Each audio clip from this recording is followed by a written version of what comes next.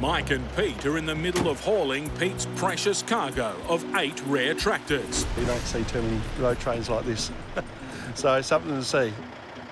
They still face the daunting Nullarbor Plain, 2,700 kilometres of scorching desert highway to make it back to Western Australia. Further west we go, hit the Nullarbor, all the rest of the forecast is sort of meant to be low 40s to mid 40s. The mission is far from over. The warmer things are, the hotter the engine's going to run, plus the quicker I go, the more the tyres are going to heat up. If the tyres heat up too much, they'll end up blowing. You know, that sort of temperature, I don't want to be out there changing tyres.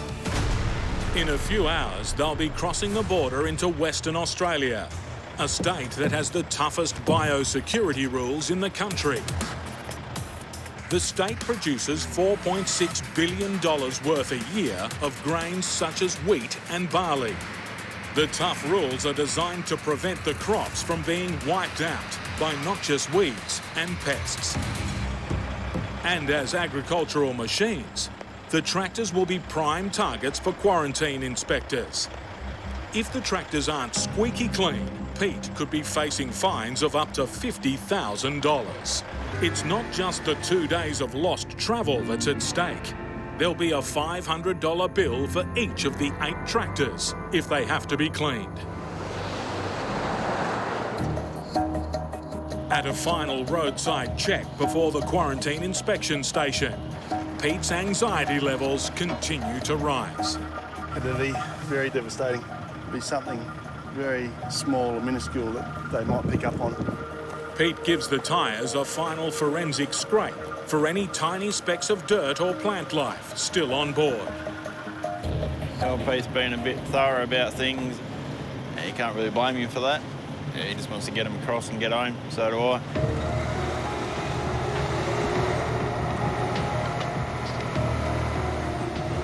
Here goes nothing. We're at the South Australian border, one of the dreaded parts of this trip. Everything's been cleaned down and washed, but it's always a bit iffy being able to get past quarantine. So we just have to cross our fingers.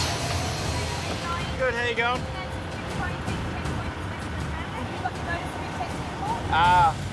Get out and I'll have a look.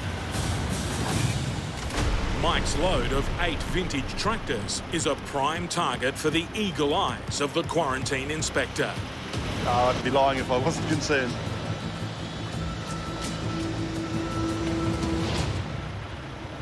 We're all good. Thank you so much for that. No worries. Have a good one. Yep, you too. Home is still 1,200 kilometres and 2 days away, across the mighty Nullarbor Plain, the longest stretch of dead straight road in Australia. 146 kilometres of no turns, no towns, and sometimes no way to pass. Probably there on the oversize. Yeah, man. Yeah, there's got a road train coming up behind you there, fellas, so yeah, I'll just poke up towards you and yeah, we'll have a track when you're ready. Yeah, you man. Do what we can do. Right, man. To complete the manoeuvre, they'll need nearly a kilometre of empty road. And, for Mike, half of his wheels will be off it. On your left, guys.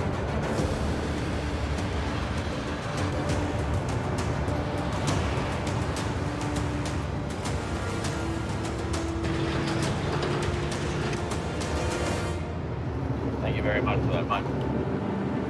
No dramas. Have a good one, eh? Yeah, you too, buddy, you too.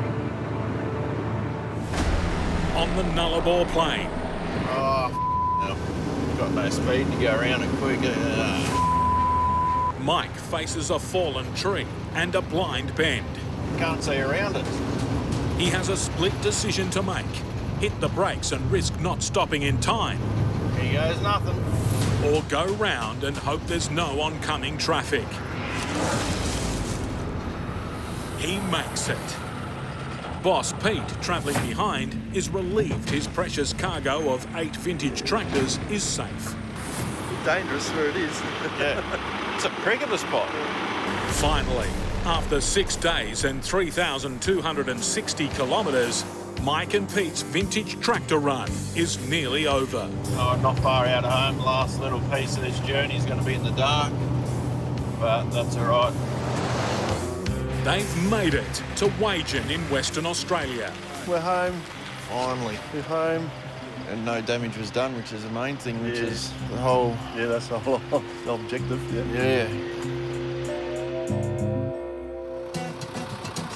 The next morning, mission accomplished. 8 of the rarest antique tractors in the country safely unloaded at Pete's yard, adding to what's already an amazing collection. It was a bit of a marathon, but we got there and your collection looks brilliant now.